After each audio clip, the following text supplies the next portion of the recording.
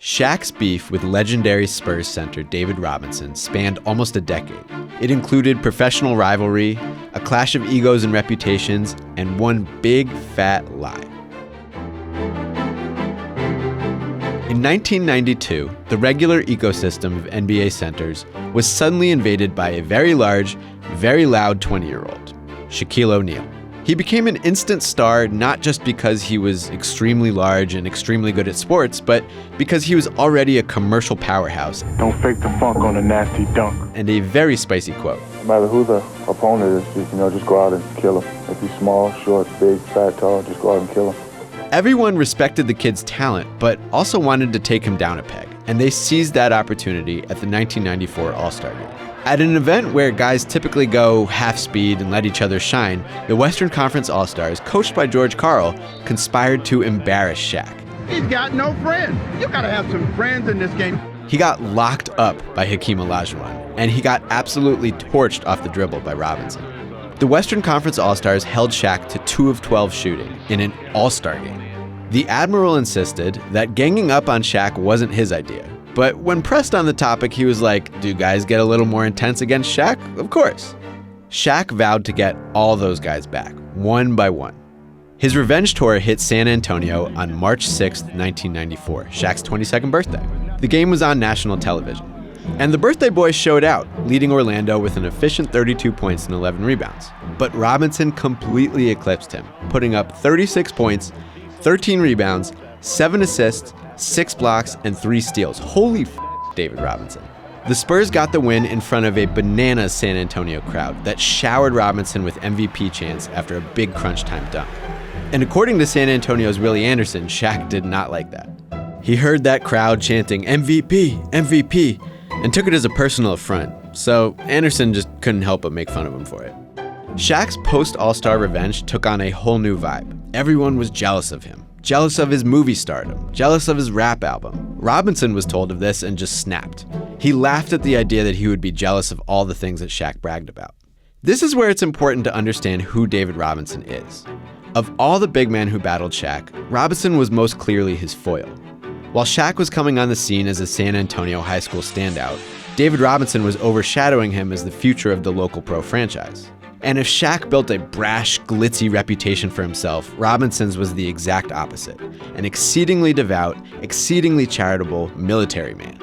Shaq left LSU after 3 years to enter the NBA draft. Robinson made the Spurs wait 2 years after drafting him so he could complete his service at the Naval Academy. Shaq rapped in a Reebok commercial. Robinson was in a commercial warning high school kids not to drink at prom.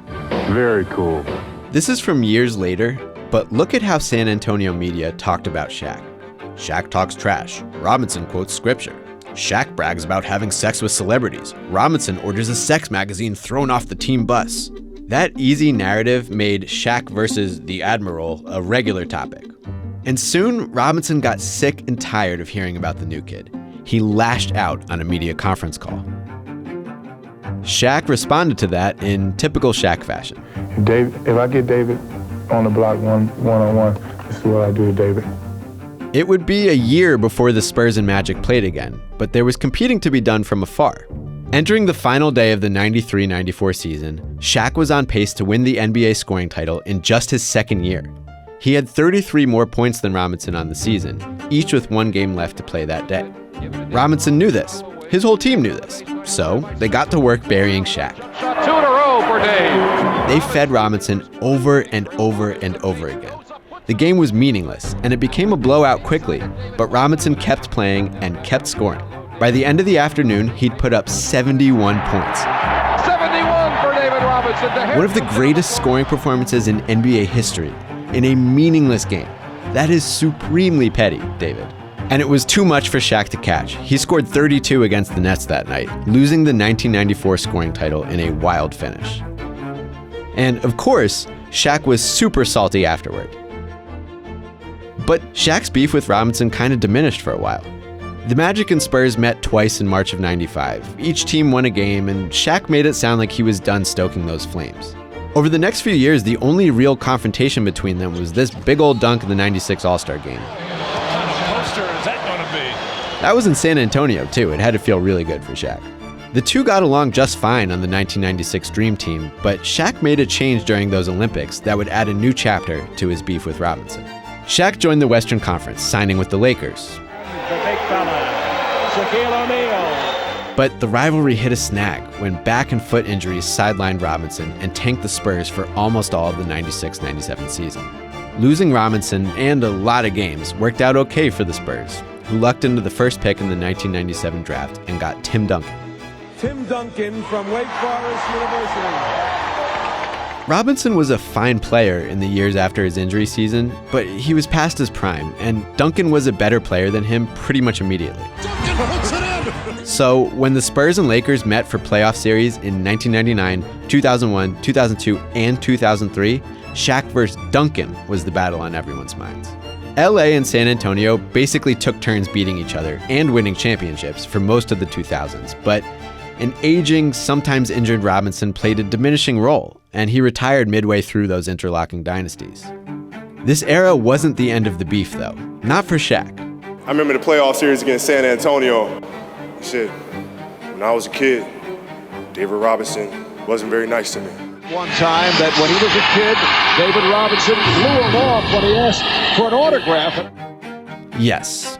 At some point during the run of Lakers-Spurs playoff series, Shaq revealed that when he was a high school kid in San Antonio, David Robinson rudely denied him an autograph. Shaq published this story in a book released in 2001. Robinson found this all hilarious, but didn't really respond to the accusation. And so, even though Duncan had supplanted Robinson as his chief rival on the Spurs, Shaq hung on to this snub from a decade ago as his motivation. It was bullshit. Shaq now readily admits that the story he told teammates in the media, and even published in a goddamn book, was 100% fabricated. It's not true. I made it all up. Mr. Robinson, I apologize. I was taught to play with ferocity. I need to be upset. You know, something has to be said in an article or on TV about me for me to respond. And it all adds up. Robinson never seemed like the kind of guy to blow off a kid, but he had no way of remembering whether that interaction had happened. And Shaq's a dude who always thrived on narrative, on conflict. Outright mythology was just what he needed to stoke the fire. You know, a lot of people ask me, did I hate him? No, I just had to create stories in my head to make me hate him. Like, I finally told a story about him not giving me autograph. That wasn't true. So yeah, the end of Shaq versus Robinson was questionable, but don't forget all the good times they had. The 2000s were full of fake beef between Shaquille O'Neal and David Robinson, but the beef got very real in the mid-90s, and nothing's better than the real thing. Hey, thanks for watching Beef History. If you liked it, please leave a comment. If you didn't like it, don't leave a comment. If you got any more beefs you'd like us to explore, feel free to suggest them, and remember to click subscribe right here.